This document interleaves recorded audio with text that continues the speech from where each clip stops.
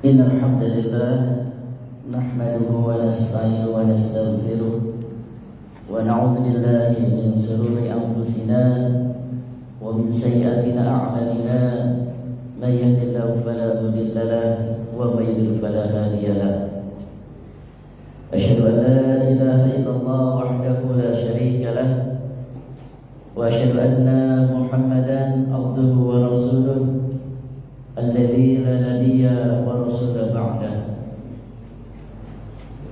اللهم صل وسلم وبارك على سيدنا ومولانا محمد وعلى آله وأصحابه ومن تبع بإحسان إلى يوم الدين أما بعد فقد قال الله تعالى في القرآن الكريم فهو أصدق القائلين أعوذ بالله من الشيطان الرجيم يا أيها الذين آمنوا اتقوا الله حق تقاته ولا تموتن إلا وأنتم مسلمون وقال تعالى أيضا يرفع الله الذين آمنوا منكم والذين أوتوا العلم درجات إلى آخر الآية وقال النبي صلى الله عليه وسلم من يرد الله به خيرا فيفقه في الدين صدق الله العلي العظيم وصدق الرسول الحبيب الكريم ونحن على ذلك من الشاهدين والشاكرين والحمد لله رب العالمين. Ma'asyiral muslimin, jamaah salat subuh Masjid An-Nur yang senantiasa dirahmati dan dimuliakan Allah Subhanahu wa taala. Tiada kata yang patut kita ucapkan pada kesempatan yang baik ini selain kita memanjatkan puji syukur kita kehadirat Allah Subhanahu wa taala yang senantiasa mencurahkan dan melimpahkan berbagai macam kenikmatan kepada kita, terutama nikmat iman, nikmat Islam, sehingga kita bisa melangkahkan kaki kita dari rumah menuju tempat yang mulia ini untuk melaksanakan salat subuh berjamaah dan juga menjadi sebuah rutinitas kita di pagi subuh hari Ahad, yaitu mengikuti taklim yang dilaksanakan oleh PKN Masjid An-Nur. Mudah-mudahan yang menyelenggarakannya, pengurus dan juga jamaah sekalian yang mengikutinya senantiasa diberikan pahala oleh Allah, dan mudah-mudahan juga ini menjadi wasilah kita menuju surganya Allah Subhanahu wa taala. Amin. Tidak pula juga salah serta salam mari kita sampaikan, dan semoga Allah sampaikan kepada qudwah hasanah kita Nabi besar Muhammad sallallahu alaihi wasallam beserta keluarganya, para sahabatnya, dan juga kepada para pengikutnya yang senantiasa istiqomah di jalan-jalan Islam dan juga mengamalkan sunnah-sunnah Nabi, yang mudah-mudahan kita termasuk di dalamnya. Amin ya rabbal alamin. Bapak-bapak hadirin jamaah yang dimuliakan Allah Subhanahu wa taala, pada kesempatan subuh yang insyaallah berkah ini, kajian tema kita untuk fikih Islam ini kita akan membahas tentang fikih sholat safar dan sholat rukban. Apa itu sholat rukban? Ya, yaitu sholat di dalam kendaraan. Ya. Rukban berasal dari kata rokada yarkibu, rukbanan, yang artinya ya mengendarai. Ya, kata rukban berarti adalah di kendaraan. Baik bapak-bapak sekalian, maka Allah Subhanahu wa taala terkait sholat safar, sholat bepergian, ya, dan juga sholat di dalam kendaraan, ada dalil dalam Al-Quranul Karim bahwa Allah Subhanahu wa taala pernah berfirman di surat An-Nisa ayat 101, A'udzu billahi minasyaitonir rajim. Wa idza darabtum fil ardi falaysa 'alaikum junahun an taqsuru minas shalah ila akhir ayat. Dan apabila kamu sekalian bepergian di muka bumi, maka kata Allah, tiada mengapa. Berarti ini adalah sebuah rukhsah, sebuah keringanan dari Allah Subhanahu wa taala pada kita orang yang beriman.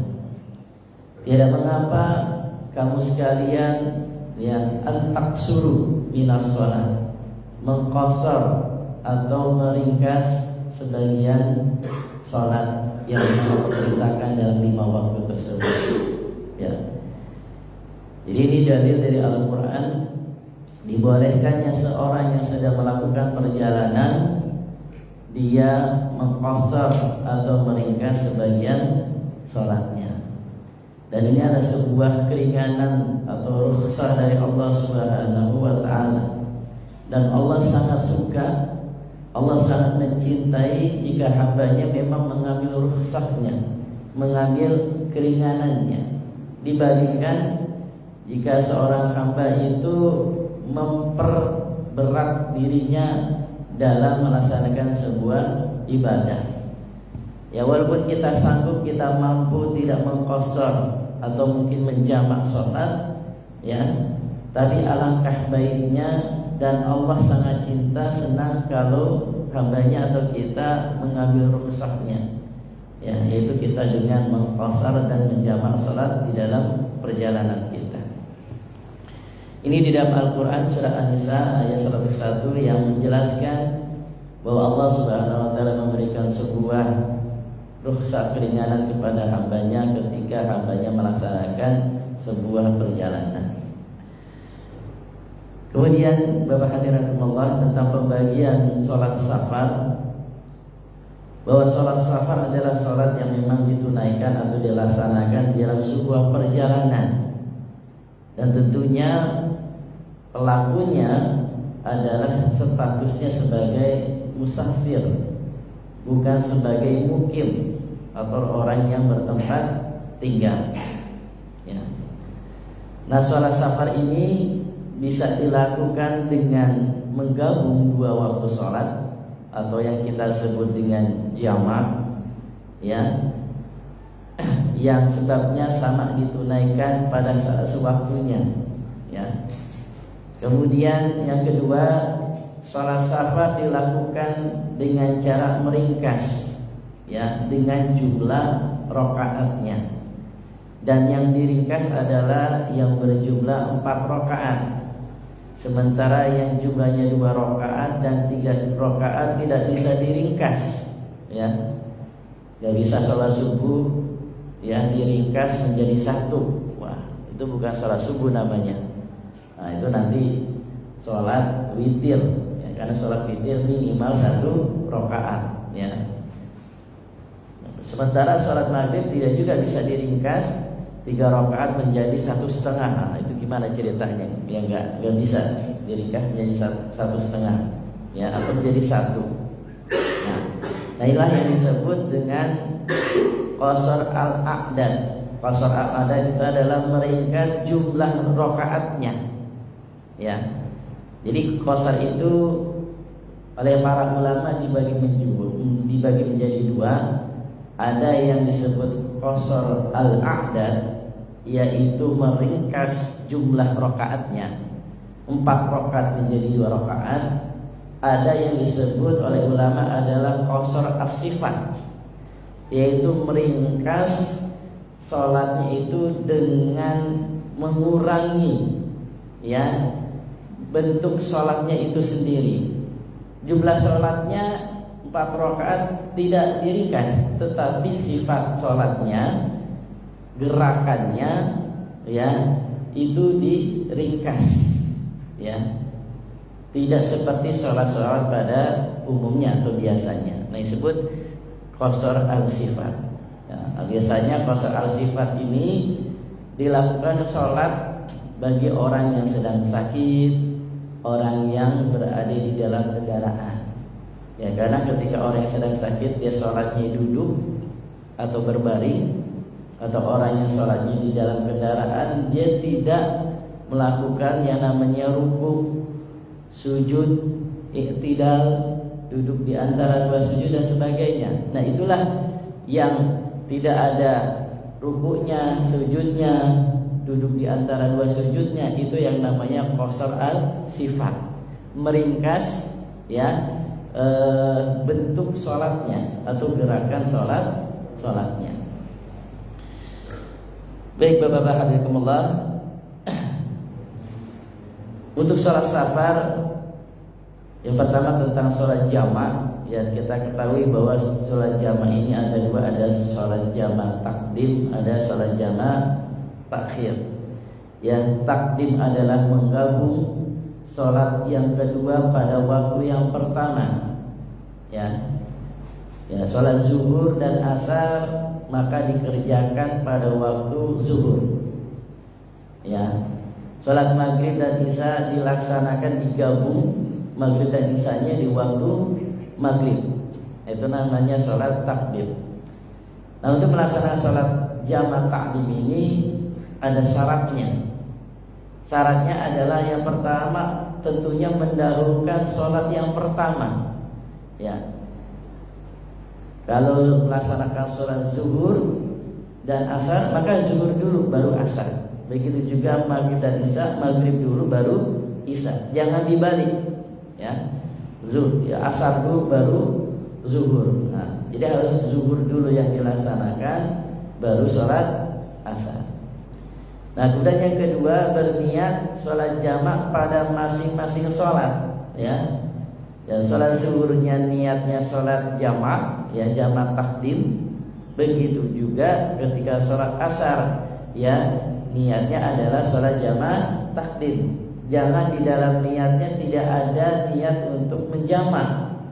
Ya, hanya misalnya di dalam sholat zuhur saja, sementara di sholat asarnya tidak ada niatan yang sholat jamak. Jadi niatnya biasa misalnya usholi fardhu asr arba'at takbiratin mustaqbil kiblati ada nilai ta'ala, enggak ada niat jamaknya. Nah, maka ini nanti tidak akan sah sholat jamak takdimnya. Ya. Kemudian yang ketiga, tidak ada terselang oleh aktivitas apapun. Jadi jangan dijedah. Jadi selesai sholat zuhur, ya, maka selesai salam langsung berdiri lagi. Ya, biasanya ditandai suka dengan iqomat kalau yang berjamaah.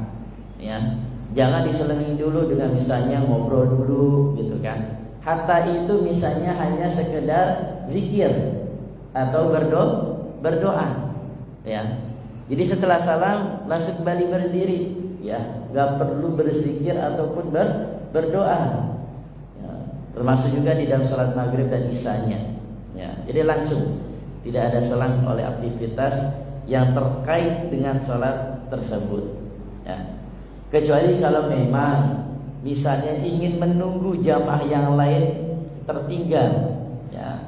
Biasa ada jamaah yang sama-sama musafir, dia ketinggalan 1 atau 2 rakaat, ya, karena biar juga jamaah yang masbuknya tertinggal itu di sholat asarnya atau sholat isyanya mengikuti sama. Nah, ini tidak apa-apa, tidak masalah, ya. Apakah juga memang tidak apa-apa walaupun yang tertinggal itu sudah masalah, kita langsung sholat lagi, ya nggak masalah gitu kan. Yang penting bukan aktivitas yang tidak terkait dengan sholat jamak itu sendiri. Kemudian untuk sholat jamak takhir, ya, menangguhkan, menunda penunaian sholat yang pertama pada waktu yang kedua, ya. Sholat zuhur dan asar digabungkan tapi pelaksanaannya di waktu asar, atau sholat maghrib dan isya pelaksanaannya di waktu isya. Ya, jadi sebenarnya kita boleh memilih di dalam ketika lagi safar, ya, kita mau jamaknya mau takdim atau ya takhir. Kalau waktunya mencukupi di waktu takdim, maka kita bisa mengerjakan takdim. Tapi kalau nggak cukup waktunya, kita masih di perjalanan, maka bisa jamak takhir, ya. Nah, ini sama juga persyaratannya adalah niatnya menggabungkan pada saat masuk waktu yang pertama, ya. Dan tentunya juga mendahulukan juga sholat yang pertama.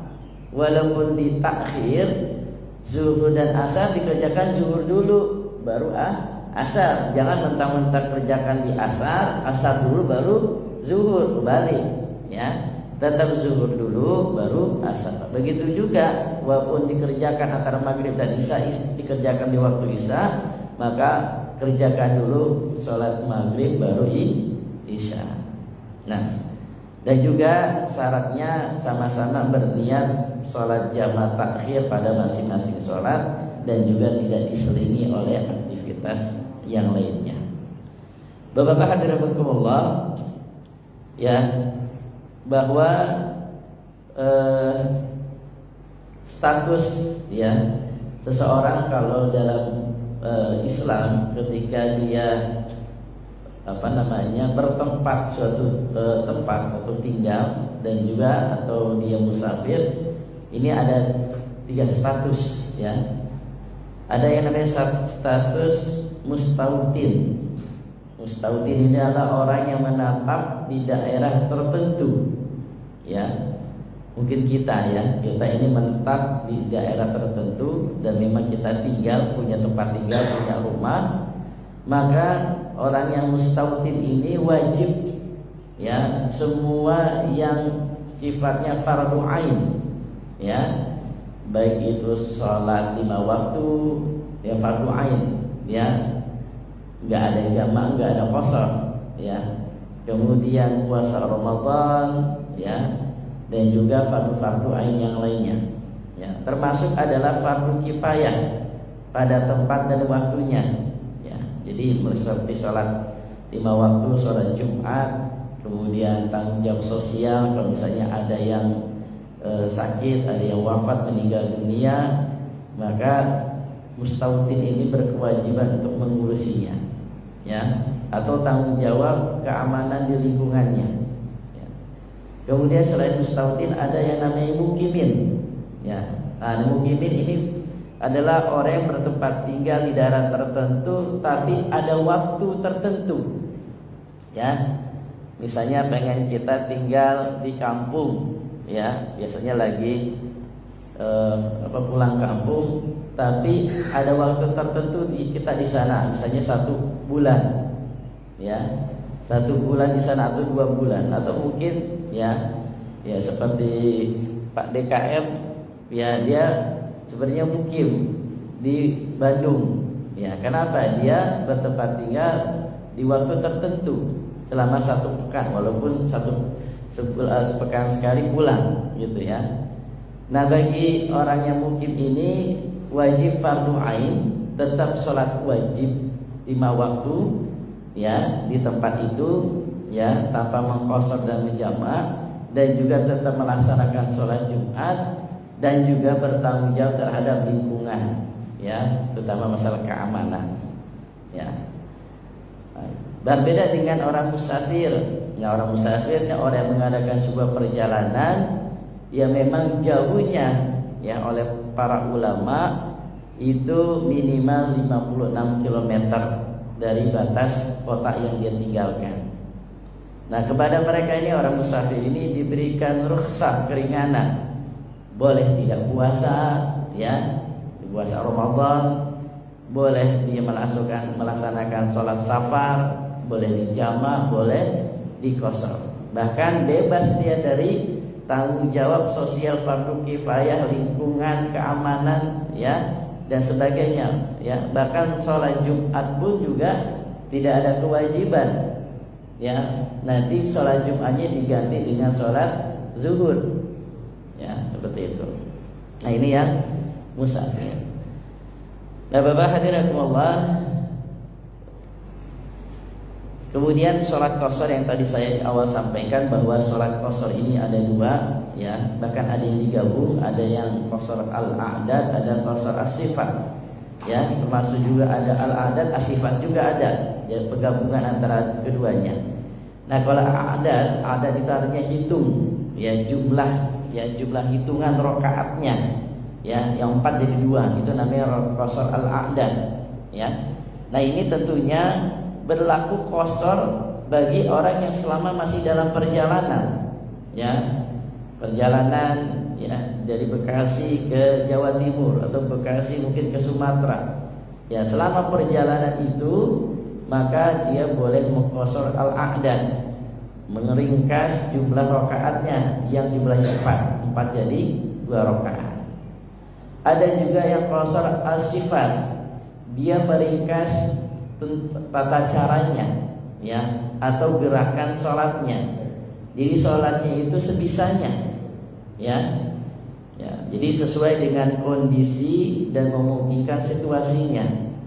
Nah, orang yang mengqashar as-sifatnya ini, yang tadi saya sampaikan, dia tidak sampai ruku, tidak sujud, gitu ya. Maka ini bagi orang yang sedang sakit. Ya, orang yang sakit, yang mereka harus berbaring, ya, dia nggak mungkin sholatnya sempurna seperti orang yang sedang sehat. Untuk berdiri, dia ruku, dia sujud, ya, bahkan yang tidak, ya, kemudian duduk di antara 2 sujud, tasyahudnya nggak bisa. Maka ada yang diringkas tata cara sholatnya, ya, bagi orang yang sakit.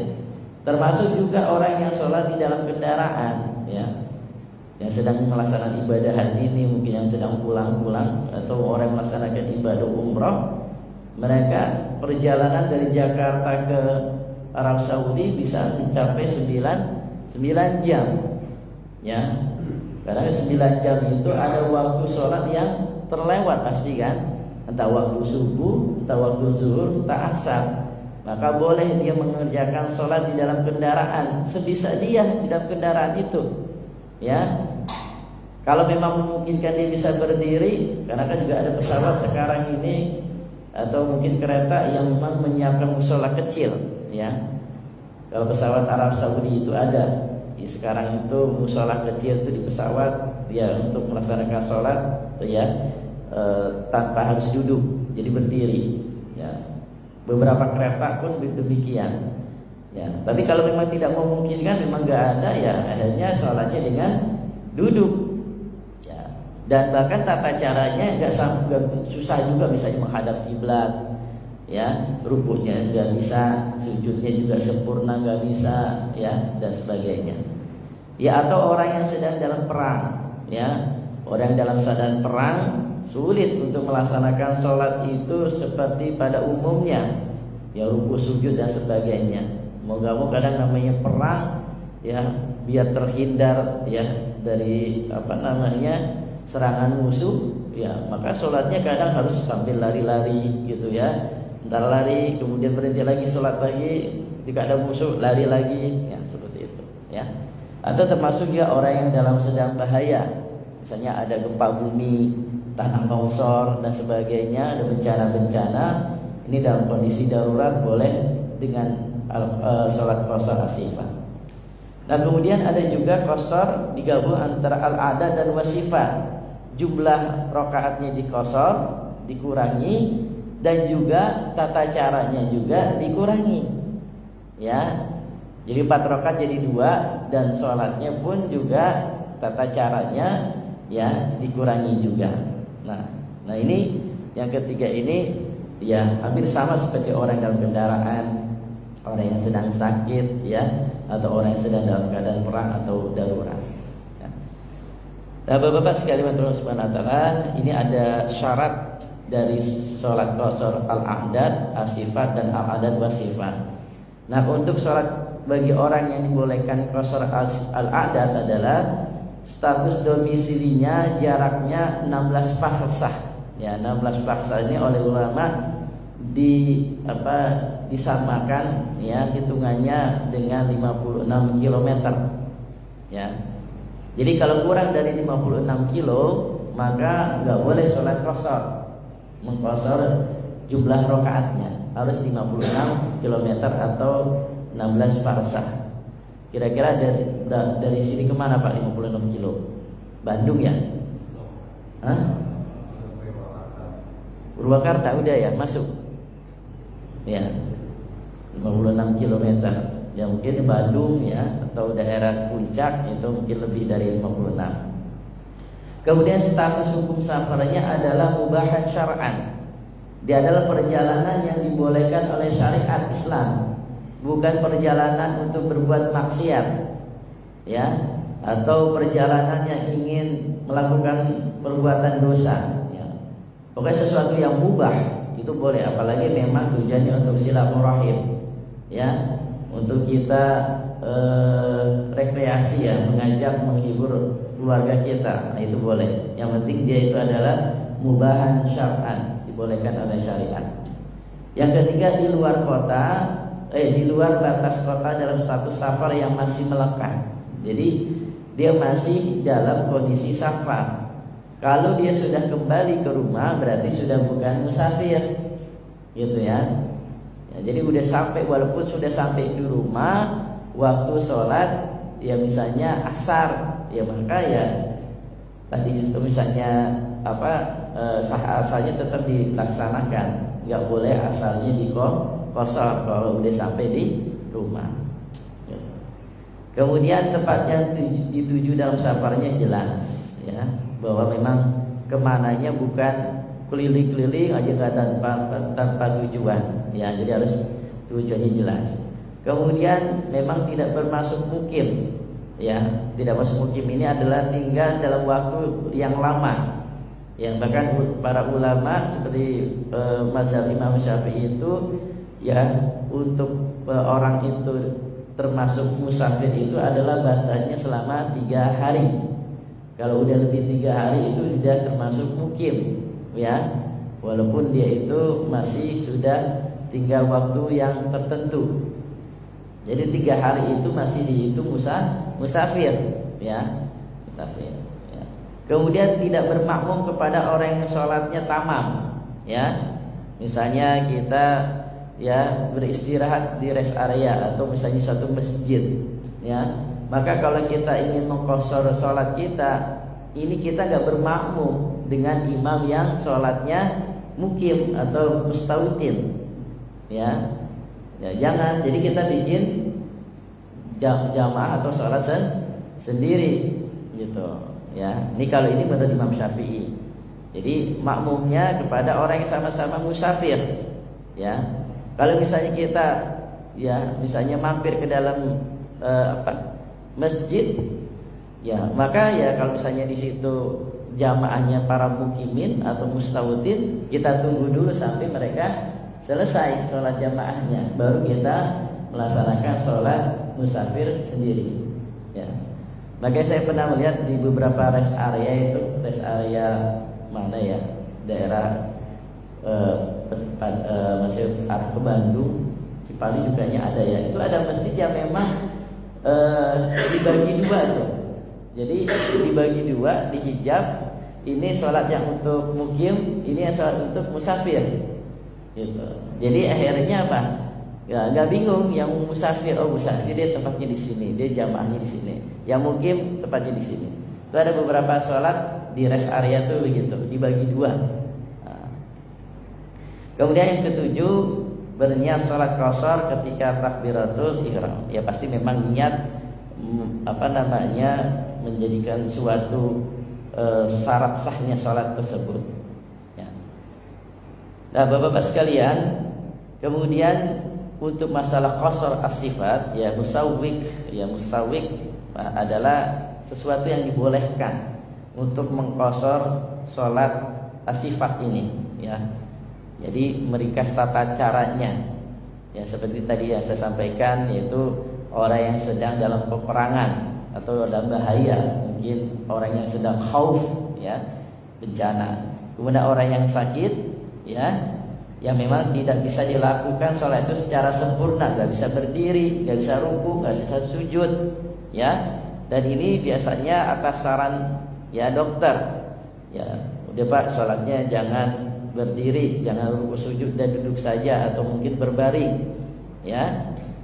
Karena kalau misalnya nanti sholatnya berdiri, ya, atau sujud, ruku dan sebagainya, khawatir ya penyakitnya makin parah, ya, bisa jadi menyebabkan kematian, menyebabkan sakitnya makin parah, atau mungkin proses kesembuhannya makin lama, ya. Selain orang yang sakit, orang yang berada di dalam kendaraan atau rukban, ya. Jadi dalam kendaraan yang tidak memungkinkan untuk berdiri, ya, hanya bisa duduk, ya udah, maka sholatnya qashar was sifat, ya qasurul sifat. Kemudian ad-daim wal hadas, yaitu orang yang suka hadas terus menerus. Jadi memang ada orang yang memang dia bukan musafir, bukan kondisi khauf, bukan juga rukban, orang yang dalam kendaraan, tapi dia orang yang hadas terus. Jadi beser melulu, ya. Atau kalau B terus menerus apa namanya ya? Apa wasir ya, apa sih? Saya lupa ya. Jadi ada saya waktu itu jamaah saya di Depok itu begitu, dia mengeluhkan wasir apa namanya besar terus. Jadi kayaknya kencing terus gitu kan. Jadi apa ya, klepnya ibaratnya udah jebol gitu ya. Ya. Nah orang-orang seperti susah untuk ya istinja terus menerus gitu kan, untuk berwudu berhadas terus gitu kan. Apalagi orang-orang yang sudah tua, yang mohon maaf, yang sudah lanjut usia dan memang dia sakit-sakitan, ya udah sakit-sakitan, akhirnya nggak ketahuan tuh BAB-nya, BAK-nya gitu kan, besar udah BAB terus. Nah orang-orang yang seperti ini yang hadas terus menerus boleh qasar asifat, ya. Dia itu sholatnya boleh duduk, boleh berdiri, boleh ya berbaring gitu kan, ya. Walaupun dia mungkin tidak sakit ya, sebenarnya walaupun dia sakit ya, tapi sakitnya karena hadas tersebut. Bapak hadirin rahimakumullah, itu sholat dalam perjalanan. Kemudian berikutnya sholat rukban, ya sholat dalam kendaraan. Ini yang kita bahas yang kedua. Terkait sholat rukban ini, Allah Subhanahu Wa Taala di dalam surah Al-Baqarah ayat 239 berfirman, fa in khiftum farijalan aw rukbana fa idza amintum fadhkurullaha kama 'allamakum ma lam takunu ta'lamun. Jika kamu dalam keadaan takut, dalam keadaan bahaya, maka sholatlah sambil berjalan atau berkendaraan, ya. Jadi kalau kondisi yang sedang bahaya atau kondisi sulit, kondisi takut, maka Allah memperbolehkan sambil berjalan. Ya kalau orang perang, orang dalam kondisi misalnya ada bencana, ya supaya tidak terkena, ya maka kadang sholatnya udah waktu mau sholat, ya maka ya tetap sholat. Maka kerjakannya sholatnya bisa sambil berjalan. Berjalan itu dalam artian ketika awal misalnya mau takbiratul ihram menghadap kiblat dulu, Allahu Akbar. Nah, jadi baru takbir tiba-tiba misalnya ada gunung meletus. Wah, menghindari, akhirnya dia berjalan gitu kan. Sambil berjalan tuh baca doa iftitahnya, baca Al-Fatihah sambil berjalan walaupun bisa udah tidak menghadap kiblat. Ya, yang penting ketika takbiratul ihram menghadap kiblat. Nah, karena dia harus mengungsi, ya, maka dia terus sholat tuh sambil berjalan, gitu kan. Nah, sambil berjalan itu kan nggak mungkin kan ruku sujud. Ya boleh saja ketika sudah merasa aman, ya ruku sujud. Ya, nyata pas ruku sujud rakaat kedua, ya untuk menghindari bahaya lagi jalan lagi. Nah, termasuk juga di dalam kendaraan. Ya, kemudian apabila kamu telah aman, maka sebutlah Allah, sholatlah. Jadi sholat lagi. Jadi gak apa-apa berburu 1 rakaat, pergi kabur, ntar pas sudah aman sholat rakaat yang kedua. Nah, boleh seperti itu. Sebagaimana Allah telah mengajarkan kepada kamu apa yang belum kamu ketahui. Nah, Bapak sekalian, apabila dalam perjalanan safar tidak memiliki waktu normal dalam salah satu dari 2 waktu yang sebabnya sama, sehingga tidak dapat dijamak, maka wajib sholat dilakukan tepat pada waktunya, ya. Jadi kalau memang kita dalam perjalanan safar dan memang tidak memiliki waktu normal, maksudnya kita lebih cepat, ya, dalam salah satu dari 2 waktu, maka sehingga nggak bisa jamak, maka wajib dilakukan tepat pada waktunya. Jadi ya disebut juga sholat hormatil waktu, ya, di dalam mazhab Imam Syafi'i. Namun jika keadaannya tidak mungkin dengan sifat sempurna, maka dilakukan dengan qasar sifat, ya ini merupakan sholat sebisanya, ya. Jadi apabila terpenuhi syarat minimal suci dari 2 hadas, suci najis badan, pakaian dan tempat sholat, menutup aurat dan masuk waktu sholat, ya, maka sholat tersebut dikatakan sah dan sempurna. Ya. Namun jika salah satu dari syarat sah pokok minimal di atas kurang, maka sholat tetap ditunaikan pada waktunya dengan qasar sifat tersebut. Namun sesudah memiliki waktu normal, sholat itu diulang, ya, disebut sholat i'dah, ya. Baik dalam waktunya, masih waktunya maupun sudah lewat waktunya, jadi dikodok, ya. Seperti misalnya sholat asar di dalam mobil, ya, dijamak dengan maghrib tidak bisa, dengan zuhur sudah lewat, maka sholat asar di dalam kendaraan sebisanya. Nah biasanya nih kita yang kerja di bapak-bapak, ya, di Jakarta, ya, kadang kan kalau udah keluar dari kantor misalnya sebelum asar, ketika sebelum asar, ya, ternyata sampainya lewat sampai maghrib gitu kan, ya, padahal nggak sampai 56 kilo kan. Nah ini gimana? Maka itu sholatnya sebisanya di kendaraan, boleh sambil berdiri, ya, boleh sambil duduk, ya, sebisanya. Tapi kalau menurut Imam Syafi'i, maka ini tetap dikodok, ya, nanti dibayar lagi, ya, ditunaikan. Itu namanya sholat hurmatil waktu, ya. Nah, Bapak sekalian, ada menunaikan sholat ini sesuai kondisi, ya. Ada namanya orang yang hadar aman, dia hadir di dalam lingkungan itu atau mukimun atau mustautin, dia merasa aman, maka dia sholatnya 5 kali dalam waktu, dan sholatnya sempurna 17 rakaat, ya. Seperti kita nih, kita mukim, kita mustautin, kita aman tempat kita. Tapi ada orang yang dia bermukim atau mustautin tapi khauf, ya, dalam kondisi bahaya perang, ya, kayak misalnya di Palestina, di Suriah gitu, ya, atau di Afghanistan atau tempat-tempat kondisi daerah-daerah musibah, maka tetap wajib sholat 5 waktu sebanyak 17 rakaat, namun sebisanya, ya, sesuai dengan kondisi yang memungkinkan, ya. Jadi kalau memang bisanya dengan berjalan, ya berjalan, ya, dengan duduk, tapi tetap jumlah rakaatnya 17 rakaat, ya. Kemudian yang ketiga, ada orang yang musafir, dia aman, bepergiannya dalam keadaan aman, maka sholat tetap dilaksanakan 5 waktu. Nah ini boleh dalam 3 waktu saja, ya, saya zuhur dan asar digabung, ya, kemudian maghrib dan isya, 2 waktu tuh, kemudian dengan subuh. Nah subuh memang gak bisa dijamak dan gak bisa dikosor, dia berdiri sendiri. Nah berarti orang yang musafir dan merasa aman, dia sholatnya tetap 5 kali, tapi dalam 3 waktu, boleh jumlah rakaatnya 11 rakaat karena dijamak kok kosor, ya, ya, zuhur asar 22 4, maghrib isya 22 4, ya, 8 ditambah, ya, subuh 2 rakaat.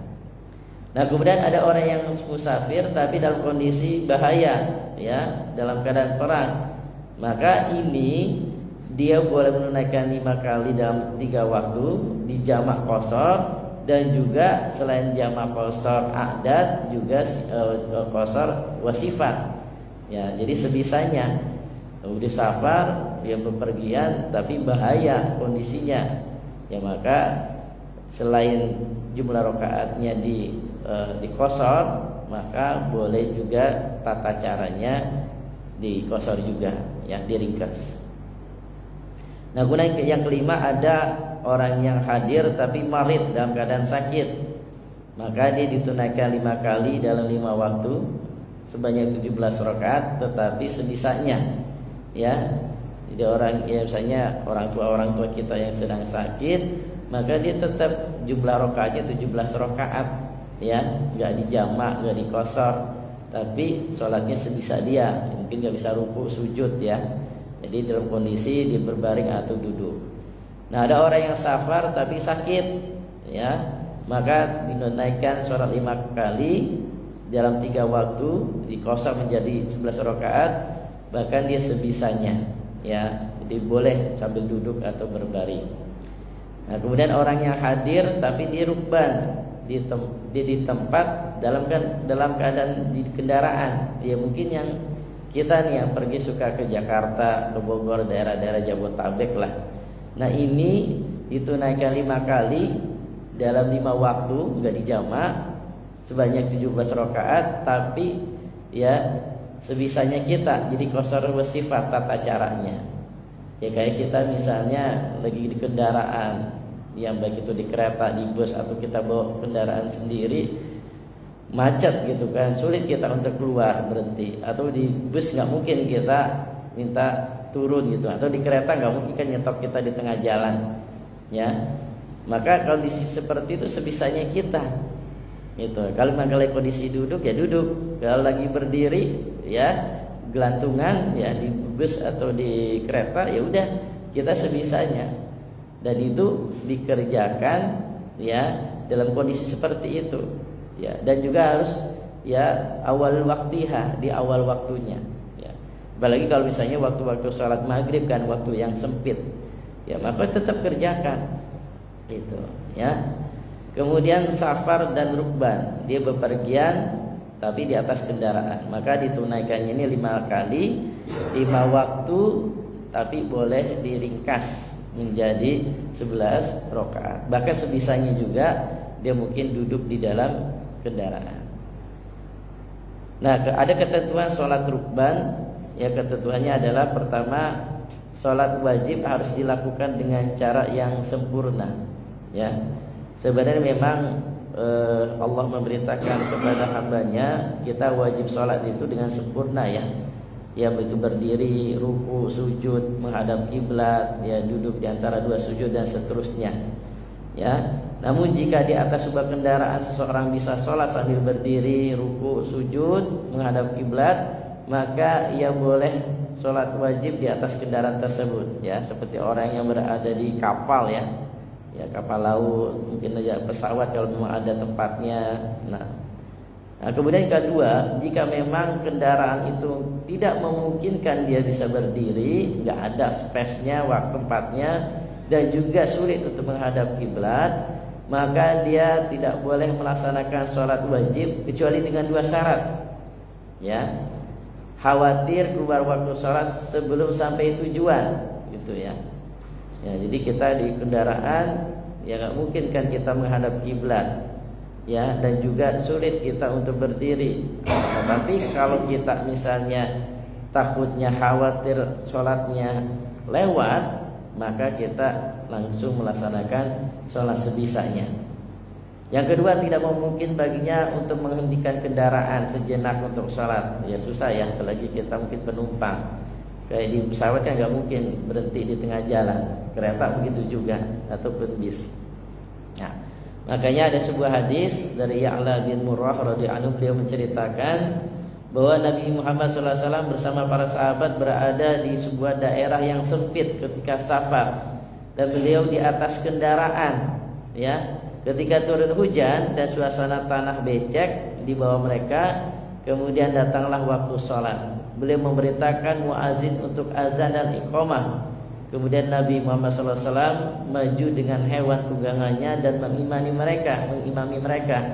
Beliau sholat dengan isyarat kepala, di mana sujudnya lebih rendah daripada rukuknya. Ya, jadi pernah Nabi mengerjakan sholat ya di atas kendaraan, karena ketika safar itu daerahnya cukup sempit. Udah gitu turun hujan, di bawahnya becek, nggak mungkin sholat itu berdiri ya.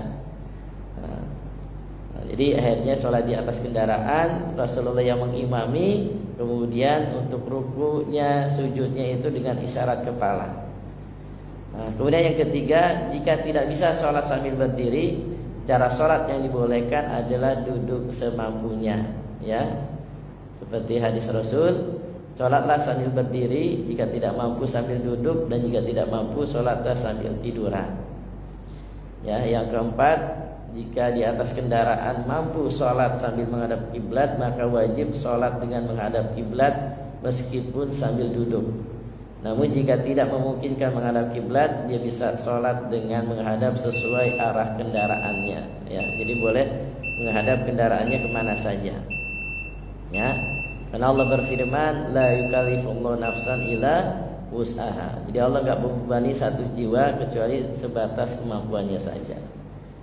Dan gunanya kelima, ketentuan di atas hanya berlaku untuk sholat wajib. Adapun sholat sunnah boleh dilakukan dengan duduk dan tidak menghadap kiblat. Ya, meskipun dua hal ini bisa dilakukan. Ya, jadi kalau sholat sunnah itu walaupun misalnya di kendaraan, ya, walaupun bisa berdiri misalnya, ya, walaupun bisa menghadap kiblat, tapi boleh saja sholat sunnah itu duduk, ya, nggak menghadap kiblat juga boleh. Karena Rasulullah pernah melaksanakan sholat sunnah itu, ya, di atas kendaraan tanpa menghadap kiblat, nggak harus membelokkan kendaraannya, untanya, dan juga boleh duduk. Bahkan kita lagi di masjid saja, lagi sholat sunnah, memang lagi capek, letih, boleh duduk gitu ya. Kalau sholat sunnah, tapi kalau sholat wajib utamanya berdiri. Kalau memang nggak bisa, ya boleh dengan duduk atau sebisanya. Nah, Bapak sekalian, ada istilahnya sholat hurmatil waktu, menghormati waktu, ya. Nah, sholat hurmatil waktu ini hanya ada di mazhab Imam Syafi'i. Imam-imam yang lain nggak ada, ya. Ada kan istilah sholat hurmatil waktu, ya. Nah, Imam Nawawi di dalam kitabnya Majmu' beliau menuturkan, para sahabat kami berpendapat bila telah datang waktu sholat fardu sementara mereka dalam perjalanan, dan bila turun untuk sholat di atas tanah dengan menghadap kiblat, khawatir akan tertinggal dari rombongannya atau mengkhawatirkan dirinya sendiri atau hartanya, maka tidak diperbolehkannya baginya meninggalkan sholat dan mengeluarkan dari waktunya. Ia mesti sholat di atas kendaraannya untuk menghormati waktu sholat dan wajib mengulanginya bila telah memungkinkan. Karena hal itu merupakan uzur yang jarang terjadi, ya. Jadi, ya, kalau di dalam mazhab Imam Syafi'i dan Imam Nawawi mengatakan bahwa kalau kita dalam perjalanan, apalagi kita ke Jakarta seperti ini, khawatir waktunya kelewat, ya, dan kita tidak memungkinkan turun dari kendaraan, maka diwajibkan tetap nggak boleh meninggalkan sholat, wajib sholat. Nah, maka dia sholat di atas kendaraannya dengan hurmatil waktu, menghormati waktu sholat. Tapi setelah sampai, sholatnya diulangi. Sholatnya ulangi lagi di rumah. Walaupun waktu sholatnya sudah lewat, ya, tetap diulangi secara sempurna, gitu, ya. Apalagi waktunya masih ada. Nah, ketika sudah sholat seperti hormati waktu, kata ulama para mazhab Imam Syafi'i, sehingga kalau terjadi misalnya dia itu meninggal dunia, maka kewajibannya sudah selesai, tertunaikan. Khawatir kan belum sholat ternyata meninggal, gitu kan, maka ada beban tuh, dia ada kewajiban yang belum ditunaikan. Tapi kalau dia udah sholat hurmatil waktu, ya, tadi perjalanan terjadi kecelakaan misalnya, dia akhirnya misalnya wafat, meninggal dunia, maka dia tidak terkena dosanya. Nah, terakhir Bapak-Bapak sekalian, ini cara sholat sambil di kendaraan, ya. Jadi sholat kendaraan itu duduk sesuai posisi normal, ya, seperti orang naik kendaraan, kita bersandar di kursi, ya, kemudian pandangannya mengarah ke depan tapi ke bawah, ya. Kemudian takbiratul ihram, ya. Nah, ketika takbiratul ihram inilah diupayakan kalau memang bisa menghadap kiblat, menghadap kiblat. Kalau tidak memungkinkan, ya tidak apa-apa. Atau yang bingung kita menghadap kemana, nggak tahu arah kiblatnya, ya sudah, kita menghadap mana saja. Kemudian membaca surat, ya, ya, seperti surah Al-Fatihah dan surat-surat lainnya. Setelah itu ruku itu dengan sedikit menundukkan badan. Ya, kemudian bangkit lagi dengan posisi duduk semula. Kemudian sujud menundukkan lebih rendah daripada ketika ruku, ya. Kemudian duduk di antara sujud seperti duduk posisi sempurna, ya, sama seperti kayak takbiratul ihram, ya. Kemudian sujud begitu juga, ya, lebih rendah daripada ruku, ya. Kemudian, ya, bangun lagi kalau rakaat berikutnya, ya. Ketika tasyahud cukup, ya, tasyahud awal tasyahud akhir mengacungkan jari telunjuk saja ya, dan pandangan tertuju ke arah telunjuk. Nah, setelah itu salam ya, menoleh kanan ke kiri ya. Secara gambarannya seperti ini. Jadi ya, duduk sempurna, dia itu bersandar di kursinya, takbiratul ihram ya. Kemudian dia bersedekap ya ketika lagi baca iftitah atau baca surat Al-Fatihah dan sebagainya. Rukuknya menunduk agak rendah ya, kemudian ketika iktidal posisi seperti duduk semula, sujudnya lebih rendah daripada ruku, duduk di antara sujud ya seperti duduk seperti semula. Nah, sujud lagi kalau melaksanakan rakaat berikutnya sama seperti yang di awal ya. Nah, kegunaan untuk tasyahudnya cukup ya, nggak usah badan kita dimiringkan ya, telunjuknya saja nanti syaratnya, baru salam kanan dan kiri. Nah, itu demikian untuk contoh sholat di dalam kendaraan. Wallahu bishawab. Ini yang bisa kita bahas pada kesempatan pagi ini terkait sholat safar dan juga sholat di dalam kendaraan. Mudah-mudahan bermanfaat. Yang baik, yang benar yang saya sampaikan datang dari Allah dan Rasulnya. Kalau ada yang salah, yang kurang yang saya sampaikan, tentunya bihilafan dan kode saya, dan saya berserta pada Allah Subhanahu wa taala. Aku qauli hadza wa astaghfirullahaladzim li wa lakum. Ihdinas siratal mustaqim. Wa minkum. Wassalamualaikum warahmatullahi wabarakatuh. Ya. Kemudian kita mengingat di suatu pengingatan ya. Dan nanti di pengingatan itu apakah jamaah qashar atau jamaah aja? Iya, kalau menurut beberapa ulama, ketika kita sudah berada di dalam tempat yang memang kita memungkinkan sholat sempurna jamaknya, tidak di qashar gitu ya. Kecuali kita memang dalam perjalanan, misalnya kayak di rest area ya, kita berhenti satu tempat atau dalam kendaraan, nah itu di jamak qashar. Tetapi ketika kita sudah misalnya di dalam penginapan atau di rumah saudara kita, maka sebenarnya masih boleh dijamak ya selama 3 hari, tetapi jamak yang sempurna, tidak di qashar adatnya maupun sifatnya gitu ya. Karena kita sudah mampu untuk kita melaksanakan ya sholat untuk sempurna jamaknya ya. Ada juga yang memang ulama mengatakan ya boleh selagi masih dalam kondisi safar ya, jamak qashar boleh saja begitu ya. Tapi jadi memang banyak pendapat untuk yang musafir itu, yang ketika sudah dia bermukim, maksudnya ini mukim kan waktu sementara ya gitu. Misalnya dalam waktu sehari 2 hari ya, kayak kita pulang kampung kan begitu ya. Kalau masih 2 hari 3 hari atau masih dalam sehari, tapi kita sudah di dalam tempat itu, maka boleh menjamak tapi tidak mengqashar. Jadi ada pendapat begitu. Tapi ada pendapat lain juga ya, kayak Imam Hanafi ya, boleh jamak qashar gitu kan, selama dia memang niatnya dan kondisinya masih musafir ya. Jadi silakan mau pendapat yang mana yang mau diambil gitu kan. Yang penting wajib sholat ya. Tapi kalau kondisi itu nggak boleh qashar asifat gitu ya, duduk gitu kan, dia tetap ya hanya qasharnya adatnya, hitungan jumlah rakaatnya. Wallahu ya. Seperti Pak Ali tadi, kalau sebenarnya itu ulang aja, lebih baik dijamak atau lebih baik kita seperti mungkin biasa? Ketika musafir, Ya, memang kalau di dalam selama masih dalam kondisi musafir dalam perjalanan gitu ya.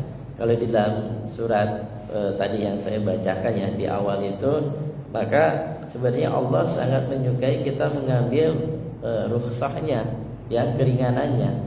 Jadi kita enggak mengapa untuk kita mengqashar, meringkas ya sholat kita, walaupun sebenarnya kita mampu di dalam, misalnya kita melaksanakan di rest area gitu kan, sebenarnya kita mampu untuk enggak perlu dijamak, misalnya enggak perlu diqashar gitu kan ya.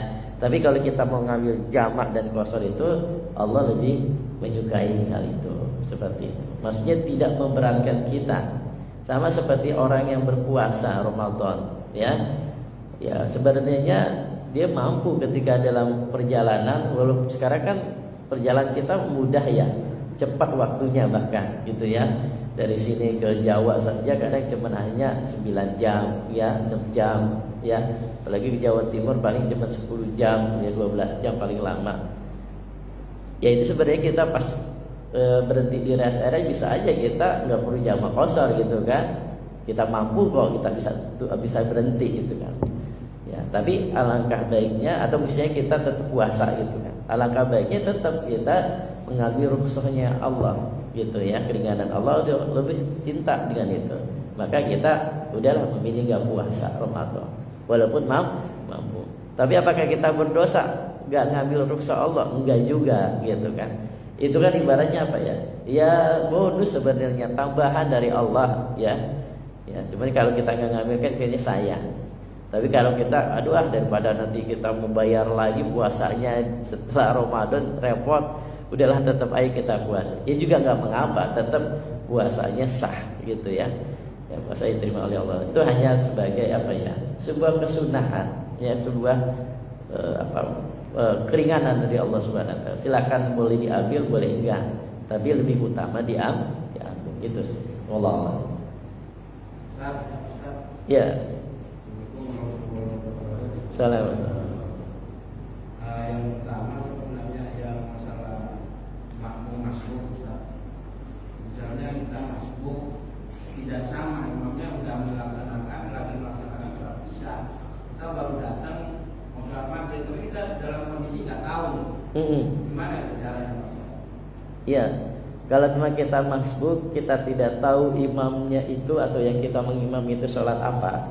Hatta itu misalnya dia sholat sunnah Pak, kita baru datang, ya ada orang yang sholat, kita tepok aja gitu kan, pengen jadi makmum gitu kan.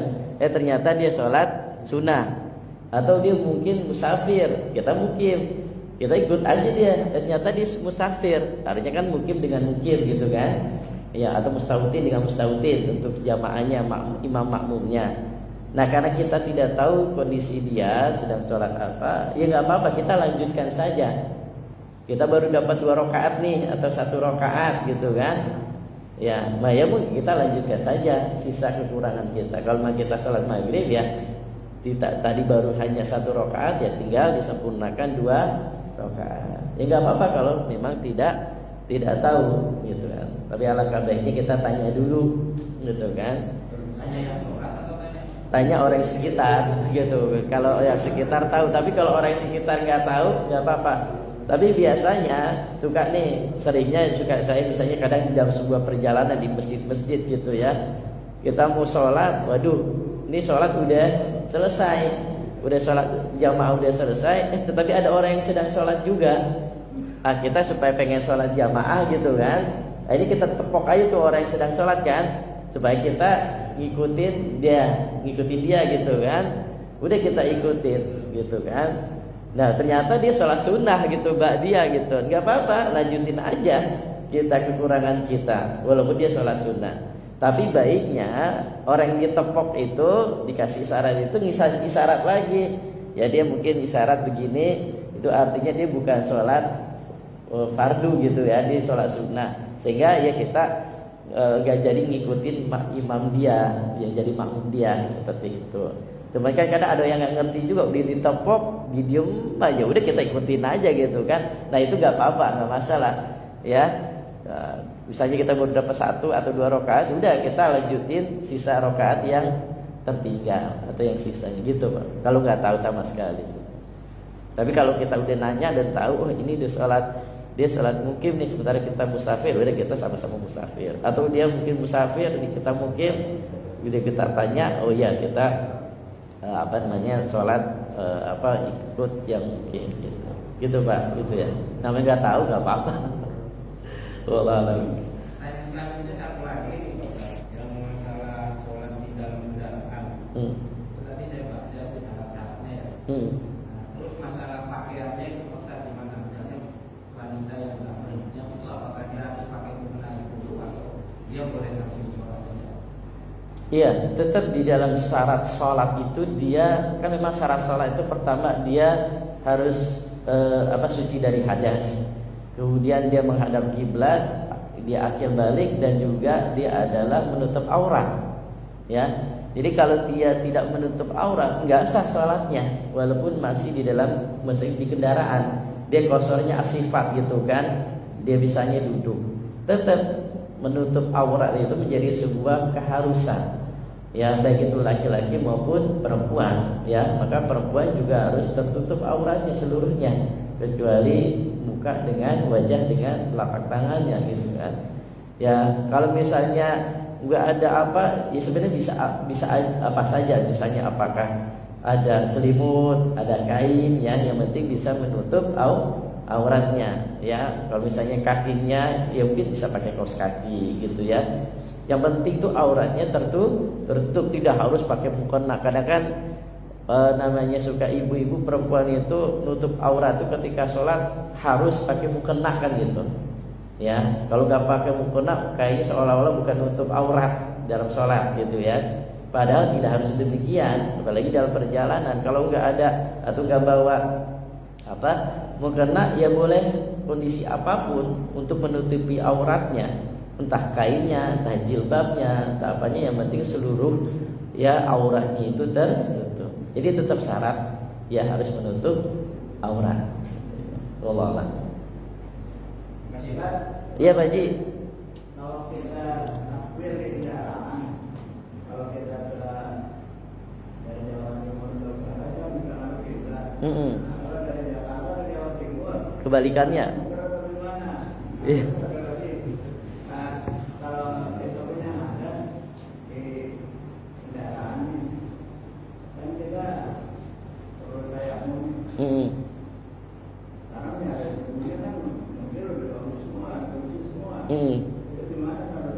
Untuk debunya Pak Ji ya.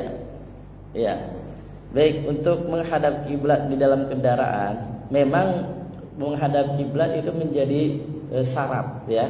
Syarat wajibnya salat seperti tadi menutup aurat. Tetapi kalau memang tidak memungkinkan di dalam salat kendaraan itu menghadap kiblat, kita arahnya ke timur gitu ya, bukan ke barat. Mungkin kalau ke arah Sumatera bisa ke arah barat gitu ya. Tapi ini kan ke timur, Jawa Timur, ya ke timur, jadi sulit. Nah, ada dua pendapat. Pendapat yang pertama, ketika takbiratul ihram atau ketika niat sampai takbiratul ihram, itu kita menghadap kiblat, ya. Baru setelah selesai niat dan takbiratul ihram, setelah itu boleh kita menghadap mana saja, ya. Ketika baca Al-Fatihah, ketika ruku, sujud, ya menghadap sesuai kendaraannya itu tidak mengapa, ya. Ada pendapat yang kedua, nggak masalah, ya. Kita menghadap kemana saja kendaraan itu berjalan, gitu ya. Ya, kalau memang kita tidak memungkinkan atau memang sulit menghadap kiblat atau susah nyari kiblatnya, ya udah kita menghadap ke arah mana saja, ya. Karena kan di dalam Al-Quran, di mana saja engkau menghadap itulah wajah Allah Subhanahu wa taala. Fa innama ya di mana saja kamu menghadap, maka itulah wajah Allah. Maksudnya ya itulah Allah, mesti kita beribadah menghadap mana saja juga Allah akan menerima ibadahnya atau salatnya. Jadi gitu Pak Haji. Jadi ada dua pendapat seperti itu. Tinggal bagaimana kita situasi kondisi kita. Kalau memang kita masih memungkinkan ketika takbiratul ihram itu kita bisa menghadap kiblat, upayakan menghadap kiblat. Tapi kalau memang ketika takbiratul ihram kita nggak bisa menghadap kiblat, ya apalagi kita nggak punya kompas, nggak tahu gitu kan arahnya kemana misalnya, ya maka sebisa kita ya untuk sholatnya menghadapnya. Kemudian yang kedua untuk yang bersuci gitu ya, untuk tayamum. Jadi debu di sini makan soidan. Jadi tahurun soidan. Jadi debu yang suci. Nah, debu yang suci ini memang para ulama mengatakan bukan sesuatu juga yang harus tampak atau kelihatan, gitu kan? Ada debu misalnya di lantai, itu yang kita gunakan untuk bersuci, untuk tayamum. Ya sebenarnya dimanapun ya kita berada itu ada debu. Ya kayak di meja ini ada debu sebenarnya kan. Ya di tembok di kaca, mungkin juga di depannya kita ada kursi, ya, di di dinding bus atau pesawat atau itu ada. Jadi pun kita bisa gunakan debu-debu yang memang tidak tampak terlihat oleh kita, sebenarnya itu ada, itu kita gunakan untuk tayamum. Jadi bukan debu itu seperti kayak pasir atau seperti kita melihat yang nampak itu. Nanti kalau kayak pasir atau ini, wah nanti muka kita cemong semua gitu kan. Jadi cukup kita letakkan di mana saja kita berada gitu kan, di meja, di dinding, ya, di kaca ataupun itu sebenarnya sudah ada debunya gitu ya, ada debunya. Tinggal kita mengusapkan bagian yang kita usap ketika tayamum. Cukup hanya ya wajah dengan kedua tangan. Ya, ada yang kedua tangannya sampai siku, ya. Ada yang hanya cukup pergelangan sampai sini aja. Nah, itu sebenarnya ada dua pendapat juga untuk yang mengusap tangan. Ada yang cukup begini saja, ada yang sampai siku. Jadi silakan yang mana, tapi kalau wajah tetap diusap. Jadi gitu Pak Haji. Jadi memang namanya debu yang buat kita tayamum ada di mana saja. Ya, tidak harus debunya itu tampak kelihatan ya. Apalagi udah bersih banget nih mobil gitu kan, bus, kereta juga bersih. Kayaknya nggak tampak kelihatan. Sebenarnya ada itu debunya. Cuma kan nggak tampak dengan muka kita, mata kita. Ya, ada ya. Kalau kita rasakan sebenarnya ada. Ya, seperti itu. Wallahu a'lam bishawab.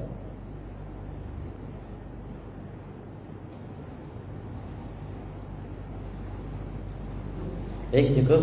Mari kita tutup dengan baca hamdalah dan doa kafaratul majlis. Alhamdulillahirabbil alamin. Subhanallah wa bihamdika, asyhadu an la ilaha illa anta, astaghfiruka wa atubu ilaik.